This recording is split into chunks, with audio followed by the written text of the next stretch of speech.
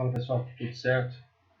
Estou aqui hoje para falar um pouco sobre grupos especiais e de algumas recomendações de exercícios, levando em consideração aquilo que a gente já abordou no tema anterior, levando em consideração não só o protocolo, mas também algumas questões comportamentais. Então, grupos especiais é entendido como sendo aquele grupo de indivíduos com necessidades específicas devido a condições de saúde temporárias ou crônicas. Hoje, basicamente, eu vou falar de alguns desses grupos especiais. Primeiro, falar sobre uma doença, a obesidade, que é caracterizada, segundo a Organização Mundial da Saúde, como sendo um excesso de gordura corporal que pode ter efeito negativo em índices de saúde. Então, a obesidade, ela pode ter aí, algumas causas, como mostra essa figura, e então ela é reconhecida como sendo uma doença multifatorial. E aí, de acordo com esses fatores que podem ser genéticos, somados a fatores ambientais que vão levar a esse quadro de obesidade, como que fica a questão da prescrição do exercício físico para essas pessoas? Hoje eu vou tentar tratar de alguns fatores, além daqueles que classicamente já são tratados, como os tipos de exercício, os melhores ou os mais indicados protocolos para esse grupo especial. Primeiro eu vou falar sobre algumas questões de avaliação que vai versar sobre a anamnese, onde é preciso entender, quais são as comorbidades associadas à obesidade e também alguns medicamentos que podem ser consumidos por essas pessoas e a interação disso com o exercício. Tem também a questão da motivação e a prontidão para a mudança. Esse é um tópico que vou deixar para abordar ele com mais profundidade em vídeos futuros, mas essa questão comportamental específica, principalmente para obesos, que precisam mudar o seu hábito, com relação ao exercício, com relação à dieta, enfim, é um outro ponto que deve ser avaliado. A própria composição corporal e a classificação desses idosos, desses obesos, relativo não só à questão do percentual de gordura, da composição corporal, mas também com relação ao índice de massa corporal. E alguns outros pontos que eu quero chamar a atenção para vocês, como por exemplo, os obesos são intolerantes ao calor, tem alguns quadros, ou classificações de obesidade que podem apresentar restrição de movimento, problemas de equilíbrio, problemas de postura e dor lombar, hiperpneia e dispneia. Então vou tratar rapidamente desses pontos e discutir cada um deles para esse grupo especial que é os indivíduos que são obesos. Quando a gente fala de intolerância ao calor, a gente já tem estudos aí publicados mostrando essa relação entre obesidade e a ocorrência de intolerância ao calor, Então, já é conhecido, que o tecido adiposo, ele é uma condição associada, a um alto tecido adiposo, é uma condição associada ao alto teor de calor corporal. Isso porque o tecido adiposo, devido à sua condutividade térmica reduzida e ao aumento da capacidade isolante, proporciona uma barreira ao fluxo de calor. Então, numa condição de repouso, essas pessoas já apresentam essa intolerância, ao calor pelo fato da obesidade por si só. E aí, com o exercício, onde há um aumento e uma necessidade de termorregulação, o grau de isolamento térmico do tecido adiposo demonstrou estar positivamente relacionado ao grau de obesidade, ou seja, quanto maior é esse grau de obesidade, maior é esse grau de isolamento. E isso vai causar uma dificuldade nessa troca de calor com o meio externo, fazendo com que essas pessoas tenham essa intolerância ao calor. Então esse é um dos fatos, né, um dos fatores que deve ser levado em consideração pelo profissional de educação física quando for pensar em prescrever um exercício físico, dependendo do horário, né, do dia, do clima que está fazendo nesse dia, e se essa atividade ela é indoor ou outdoor, né? Isso tudo tem que ser levado em consideração por conta dessa intolerância ao calor. Quando a gente fala de restrição ao movimento, como eu já disse para vocês, alguns casos, né, alguns graus de sobrepeso e obesidade podem comprometer a mobilidade, causar dor e reduz a qualidade de vida dessas pessoas.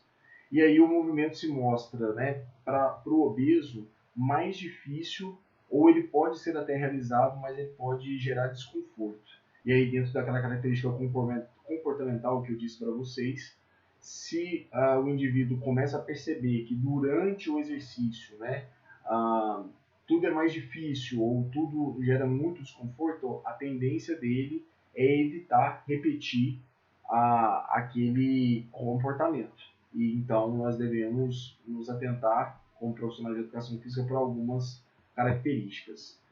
Tem também, né, a questão do sobrepeso e obesidade levar a dores em articulações, principalmente joelhos e tornozelo, né, as mais distais. E para vocês terem uma ideia, né, para cada passo, o joelho suporta em média 1,5 vezes o peso do corpo. Isso num obeso, né? Ao subir as escadas, por exemplo, o joelho suporta de 3 a 4 vezes. Imagina isso então, né, numa condição aí, vamos chamar de um indivíduo eutrófico e no indivíduo obeso, ou seja, as forças de pressão devido à obesidade vão ser muito maiores do que as apresentadas. Então também, né, dependendo da idade ou de uma condição clínica associada com artrose ou artrite, isso pode levar, né, a mais dor e aí toda aquela questão comportamental, né, relacionada ao exercício físico pode ser acometida caso, né, isso não seja uma percepção do profissional de educação física que vai ser quem vai prescrever o exercício, alguns tipos de exercício, né? Problemas de equilíbrio, percebe-se também que tem já alguns estudos, né, relacionando essa questão da obesidade alterar o controle do movimento e o equilíbrio em obesos, né? Então, quando a gente fala, né, de que o excesso de gordura ele vai projetar anteriormente o centro de gravidade, e isso faz com que pessoas obesas tenham a tendência de alargar essa base, né, para ter um suporte maior. Então aqui a gente tem um exemplo de uma mulher realizando o movimento de agachamento que, devido, né, à sua composição corporal, pode ser que ela busque esse aumento da base, como foi dito anteriormente. E não necessariamente isso vai indicar uma execução equivocada, errada, enfim, né? Então essa percepção o profissional de educação física tem que ter, que às vezes algumas alterações, né, biomecânicas podem acontecer devido ao quadro de obesidade. E a gente tem também alguns problemas de postura e dor lombar. A partir do momento que eu tenho um ganho de peso, né, eu tenho uma mudança de algumas curvaturas fisiológicas da coluna vertebral. Então aqui a gente tem uma figura, né, mostrando que o obeso ele vai, mais uma vez, anteriorizar o seu centro de gravidade, o que vai causar aí alguns reflexos, né, de cifose cervical, dorsal e um aumento da lordose lombar. Isso tudo levando a dores, né, nessas regiões. Então, essa meta-análise mostra, né, a associação entre obesidade e dor na região lombar, né, mostrando que são 33 estudos que avaliaram a associação entre obesidade e dor lombar, mostrando uma associação significativa entre o IMC e dor lombar apresentada. e uma maior prevalência de dor lombar nas mulheres do que homens. Então, na prática, entender que essa dor pode estar sendo causada, né, nesses grupos, nesse grupo especial em específico, os obesos, também pode determinar na tomada de decisão da escolha de alguns exercícios para o profissional de educação física. Então a gente tem que a relação cintura-quadril também foi associada como um fator para a dor lombar. Então toda essa alteração desse centro de gravidade causada por esse aumento, né, de gordura, principalmente na região abdominal, vai alterar e ser associado com essa dor lombar, como mostra esse estudo. Então, dentro daquele aspecto comportamental, a gente pode ter esse quadro. Se o indivíduo, né, sente dor enquanto pratica o exercício, caso isso não seja considerado em toda a prescrição de treinamento, ele pode parar de exercitar, e aí ele parando de se exercitar, ele vai ganhar mais peso, certo? E isso acaba entrando num ciclo vicioso, podendo predispor ele a aumentar o seu grau de obesidade e ter todas as comorbidades associadas a esse quadro.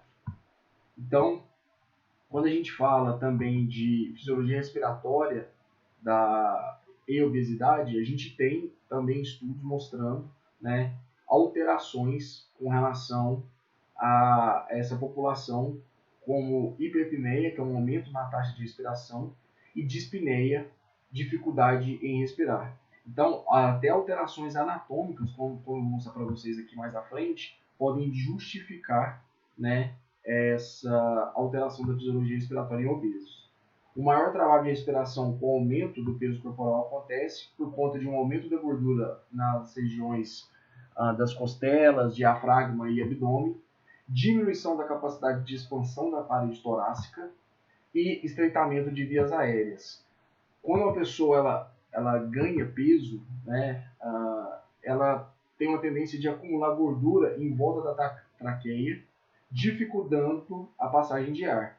A obesidade também deixa a língua maior, como a gente pode ver nessas imagens, né, a língua de um obeso, de um indivíduo eutrófico, e os músculos da laringe mais flácidos. Isso principalmente, né, durante o exercício pode alterar esse padrão respiratório e limitar esse indivíduo, né, a realizar algum tipo de protocolo de exercício, como também durante o sono, né, já tem estudos mostrando uma relação entre a apneia obstrutiva do sono, obesidade e toda uma cadeia de ações, né, baseadas nesse aumento da gordura corporal, que vai fazer com que, dentre outros fatores, né, ele tenha maior risco de doenças cardiovasculares, microdespertares durante o sono, que vai fazer com que ele tenha um sono, né, nada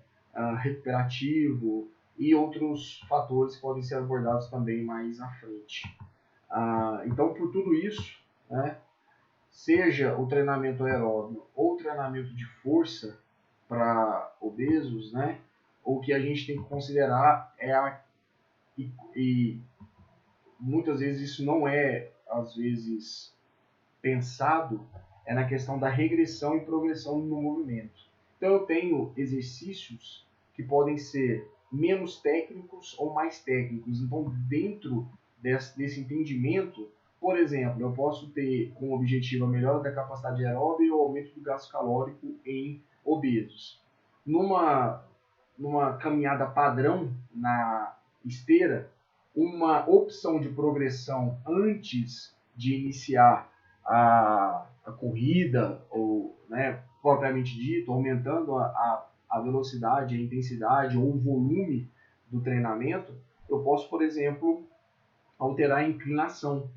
Isso por si só já vai também se apresentar como uma progressão de um exercício padrão, onde o meu objetivo ainda vai ser atingido sem nenhuma sobrecarga nas articulações, como a gente já disse, do joelho, do tornozelo, e também por conta daquelas questões comportamentais que eu disse para vocês, né?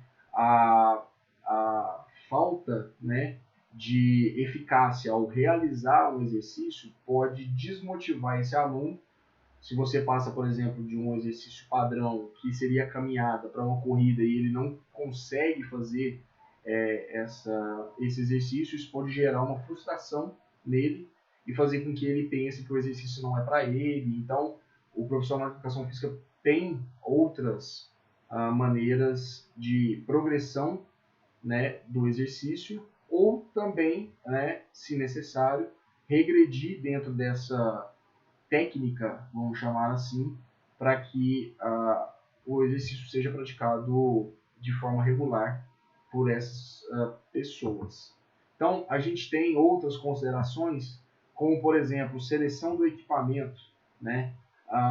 É muito importante, dentro também dessa característica do comportamento, considerar, por exemplo, a facilidade, né, dos clientes obesos para entrar e sair do equipamento. Imagine você, se você como professor está prescrevendo treino para um obeso, né, e ele se sinta constrangido em entrar ou sair, por exemplo, de um leg press. Isso vai causar para ele uma sensação, essa sensação de constrangimento, para que ele não queira repetir, né, aquele comportamento. Então, aquele comportamento que poderia virar um hábito saudável, às vezes é cessado por conta de algumas características que quase sempre pode passar batido pelo profissional de educação física. Então, considerar então a seleção do equipamento, né, para que essas pessoas, né, possam realizar o exercício, é algo que deve ser observado.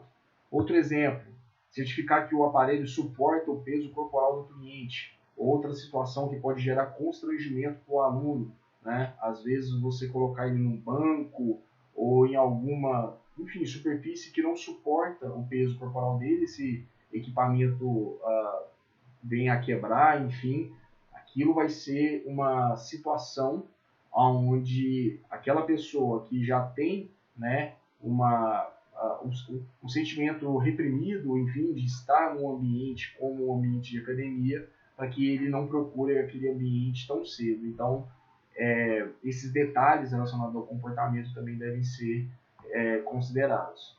E para alguns graus também, né, de obesidade, evitar exercícios no solo, devido a essa baixa mobilidade. Então, todo aquele, mais uma vez, constrangimento em sentar, levantar com dificuldades, pode gerar, né, uma sensação de incompetência, vamos chamar assim, para a realização do exercício. Então, aqui são só algumas dicas, né, para que além do protocolo, você, como profissional de educação física, perceba essas questões quando for prescrever o exercício para clientes obesos, né? Então, independentemente do equipamento utilizado, inclui exercícios que possam ser realizados corretamente e que os clientes se sintam confortáveis. Então, esse é o papel do profissional de educação física. Dentro daquela ideia de progressão e regressão, escolher um protocolo, levando em consideração a sua efetividade, né, fisiológica, para que o objetivo seja atendido, sem deixar de lado as questões comportamentais. Então, sendo assim, né, toda decisão baseada em evidências científicas deve levar em consideração não só o protocolo, mas também o comportamento. E, obviamente, sabendo que a obesidade é uma doença de característica multifatorial, o profissional de educação física deve contar também, né, com o auxílio de outros profissionais da área da saúde, como nutricionistas, psicólogos e médicos, a fim de buscar a melhor escolha para que o objetivo da pessoa com obesidade seja atingido, ok? E essa intervenção, então, ela precisa ser multidisciplinar. Outro grupo especial que a gente vai falar hoje é sobre indivíduos hipertensos, né? A hipertensão é uma condição médica de longo prazo em que a pressão arterial é persistentemente elevada, certo? Então, nós temos algumas considerações também, que eu vou tentar linkar a questão do protocolo e comportamento, com relação inicialmente, né, da avaliação, também relação entre as comorbidades relacionadas à hipertensão e os medicamentos que são prescritos para essa população, a checagem da pressão arterial e a classificação desse indivíduo hipertenso, isso tudo como primeiras informações e informações fundamentais para a prescrição do exercício. Quando a gente fala de anamnese, saber quais são os efeitos, né, de fármacos, aqui no caso antihipertensivos, tem muito a ver sobre a interação desses fármacos com o exercício físico. Então, por exemplo, beta-bloqueadores que atuam sobre o sistema nervoso simpático para diminuir a frequência cardíaca, tem como, por exemplo, a fadiga, um efeito ou um possível efeito colateral. Então, eu entender, né, a farmacocinética, a farmacodinâmica, a meia-vida desses fármacos é muito importante como profissional de educação física para a prescrição do exercício. Porque algumas condições, né, que podem ser interpretadas de forma equivocada, como, por exemplo, né, o indivíduo apresentar uma fadiga, assim, como é que eu vou explicar? Uma fadiga precoce, certo? Pro volume e intensidade de exercício que você prescreveu e o profissional não entender que aquela fadiga pode ser, né, um efeito de um medicamento. Então, por exemplo, né, se você monitora o seu treinamento a partir de uma carga interna que é a frequência cardíaca, mesmo com o aumento da intensidade para pessoas com hipertensão arterial que tomam beta-bloqueadores, talvez a frequência cardíaca não vai aumentar de forma linear como esperado em uma pessoa, obviamente, que não tenha ou que não faça uso desse beta-bloqueador. Então, entender todos os fatores, né, que permeiam essa prescrição de treinamento para grupos especiais, em específico a hipertensão, é bem importante.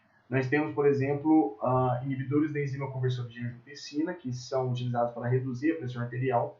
Isso pode causar um relaxamento da tensão nos vasos sanguíneos e também pode ter um efeito diurético, associados ao desempenho reduzido do exercício. Outros exemplos, né? O sistema renina, angiotensina, aldosterona, que também é reconhecido, né, como um regulador da pressão arterial. Então, por exemplo, o uso de espironolactona vai ter uma ação diurética que vai, num primeiro momento, atingir o objetivo, né, que é o controle da pressão arterial. No entanto, vai reduzir a volemia, ou seja, o sangue, né, vai ficar mais viscoso, altera o equilíbrio eletrolítico e aumento da frequência cardíaca. Então, aqui são só alguns exemplos da necessidade de entendimento do profissional de educação física com relação a esses fatores e a interação de alguns fármacos, né, a sua meia-vida e com o exercício físico, né? Então, é um fator, né, que deve ser levado em consideração na prescrição para essa população. E sempre estar atento, né, às diretrizes que são lançadas para classificar, né, a pressão arterial, tanto sistólica quanto diastólica, entendendo que para essa população a pressão arterial sempre vai ser, né, monitorada pré-exercício, durante exercício, em alguns casos, e também pós-exercício. Ok? Então, dentro dessa perspectiva, a avaliação da pressão arterial deve seguir algumas recomendações, né? Como, por exemplo, né, você colocar, né, o manguito de forma inadequada pode aí, levar a uma variação dessa pressão arterial, da leitura dessa pressão arterial. A pessoa conversar, que é algo muito comum durante, né, a aferição da pressão arterial, também pode causar uma variação de 10 a 15 milímetros de mercúrio na pressão arterial. Não ter, né, um suporte para apoiar o braço também pode alterar essa leitura, essa aferição. você tá, né, com ou o indivíduo, melhor dizendo, né, tá com a bexiga cheia, precisando ir no banheiro, urinar, toda essa variação de 10 a 15 milímetros de mercúrio pode ser causado, por exemplo, caso você não faça uma pergunta básica, né? Que antes da gente aferir a sua pressão, você está com vontade de ir ao banheiro, está com vontade de fazer xixi, isso é algo que às vezes passa desapercebido, né? Suporte para as costas, então não ter uma cadeira com encosto também vai causar uma variação. Então vejam que são vários detalhes, né? As pernas descruzadas, porque pernas cruzadas também altera a pressão arterial, e o pé apoiado no chão. Então veja quantos fatores, né, devem ser relacionados quando a gente está falando de avaliação da pressão arterial, principalmente em indivíduos hipertensos, né, onde eu preciso ter uma acurácia maior desse dado, porque obviamente ele vai ser fundamental, né, para que eu prescreva o exercício e tenha também, né, a percepção de variações durante o exercício físico, né? Então, a pressão arterial ela vai aumentar, principalmente durante o treinamento de força. Então, por exemplo, evitar a manobra de Valsalva, né, que é aquele bloqueio da respiração para estabilização, né, do tronco, dos músculos intercostais no levantamento de peso, é um dos fatores, então, que deve ser considerado, uma vez que a manobra de Valsalva pode ocasionar picos de pressão arterial. Então, estimular a respiração passiva, onde se inspira durante a fase excêntrica e expira durante a concêntrica do movimento, vai evitar essa manobra de Valsalva, certo? A intensidade, né? Ficar bem atento com relação à prescrição da carga de treinamento, ou seja, quanto maior a carga, maior vai ser o pico de pressão arterial. Então, modular a intensidade, por exemplo, com aumento de tempo de tensão, um maior número de repetições, pode ser uma alternativa também dentro daquela questão de progressão e regressão do protocolo de exercício físico para essa população. E, por fim, por exemplo, realizar um treino alternado por segmento também pode, né, evitar picos na pressão arterial, e isso também pode ser uma alternativa em específico para pessoas hipertensas. Então, quando a gente fala, né, de treinamento também para pessoas com hipertensão, não interessa se esse treinamento vai ser aeróbio, de predominância aeróbia, treinamento de força ou concorrente, quando as duas formas de exercício são praticadas na mesma sessão de treinamento. Essa decisão ela deve ser baseada em evidências científicas e, como eu mostrei para vocês, levar em consideração alguns aspectos comportamentais, ok? E por fim, vamos falar da diabetes, né? A diabetes, que é um grupo de doenças metabólicas caracterizadas por hiperglicemia, ou seja, níveis elevados de glicose no sangue durante um longo período. A incidência de diabetes, né, no mundo vem crescendo cada vez mais, né? A gente tem uma projeção que em 2030 será aí por volta de 366 milhões de pessoas com diabetes no mundo. Isso vem muito associado, né, o aumento da frequência também, né, de indivíduos sedentários, devido a algumas situações como o aumento o avanço, na verdade, né, da tecnologia tem deixado as pessoas cada vez mais sedentárias, e isso acaba impactando, né, no surgimento de doenças crônicas não transmissíveis, dentre elas o diabetes. Então, também, né, uma projeção do Brasil, mostrando aí que a população brasileira em 2035 vai ser aí de 19,2 milhões, né, uma projeção de diabetes, sendo, né, as principais causas o crescimento e envelhecimento populacional, maior urbanização e, consequentemente, toda essa parte que eu disse para vocês, né, do avanço da tecnologia e de cada vez as pessoas serem menos estimuladas, né, à realização de atividades físicas, e progressiva prevalência de obesidade e sedentarismo. Então, pensando em prescrição de exercício físico para diabetes, também algumas dicas, né, com relação à anamnese, principalmente, né, avaliando os medicamentos que são consumidos pelo indivíduo, né, e a interação disso com o exercício, a classificação e alguns cuidados em específico. Com relação aos fármacos, como eu disse para vocês, né, algumas classes de medicamentos podem causar hipoglicemias devido a maior concentração de insulina no corpo, então isso deve ser levado em consideração. Outras classes, como por exemplo o uso de metformina, diminui a capacidade, né, a quantidade de açúcar produzida pelo fígado, além de aumentar a sensibilidade à insulina no músculo e nas células de gordura, pode causar desconforto gástrico e diarreia. Então, alguns efeitos colaterais devem ser conhecidos, dependendo do tipo, né, de fármaco que o indivíduo utiliza, para que isso possa nortear, de certa forma, a prescrição do exercício físico, certo?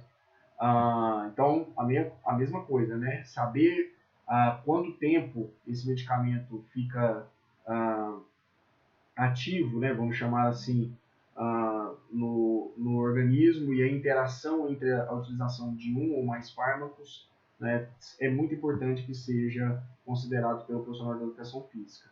Aqueles pacientes, né, que tenham a necessidade do uso de insulina exógena, né, no caso do diabetes mellitus tipo 1, né, a principal preocupação vai ser a hipoglicemia, então estar atento, né, ao uso de insulina exógena de ação rápida, ou ação intermediária ou lenta. Isso tem que ser conhecido pelo profissional de educação física. O recordatório da última refeição e monitoramento dos níveis de glicose, levando em consideração, né, o exercício, a intensidade e o volume do treinamento que vai ser prescrito.